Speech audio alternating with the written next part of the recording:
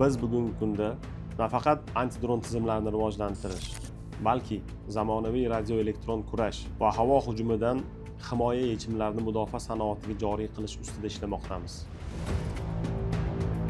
Bu bilan biz mudofaa va xavfsizlik sohasida vatanimiz texnologik mustaqilligini ta'minlashga o'z hissamizni qo'shmoqchimiz.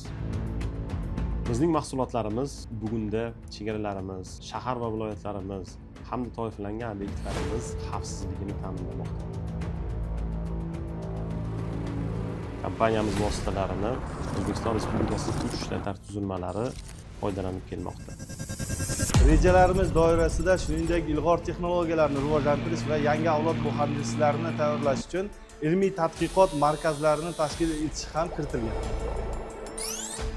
Biz komponentlarning kirish qismidan tayyor tizimlarning yakuniy bosqichigacha bo'lgan jarayonni sifat nazoratini to'liq joriy etdik.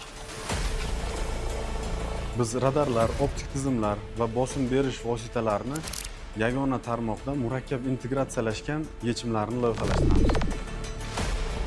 Bizning ustuvor yo'nalishimiz asosiy komponentlarni mahalliylashtirish hamda uchuvchi uchish apparatlariga qarshi kurashish vositalari uchun mukammal yechim taqdim qilish. Har bir mahsulot mutaxassislarimiz tomonidan qat'iy va ko'p bosqichli auditdan o'tkaziladi.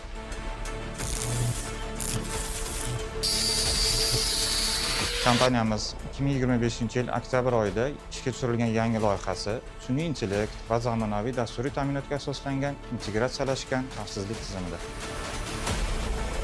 Ushbu tizim jamiyat va muhim infratuzilmani himoya qilishga qaratilgan bo'lib, bizning maqsadimiz nafaqat bugungi chaqiriqlarga javob berish, balki kelgusi yillar uchun strategik ustunlikni shakllantirishdan iboratdir. Biz uchun xavfsizlik bu shunchaki texnologiya emas, balki mamlakat osoyishtaligi va inson hayoti uchun mas'uliyat hamdir.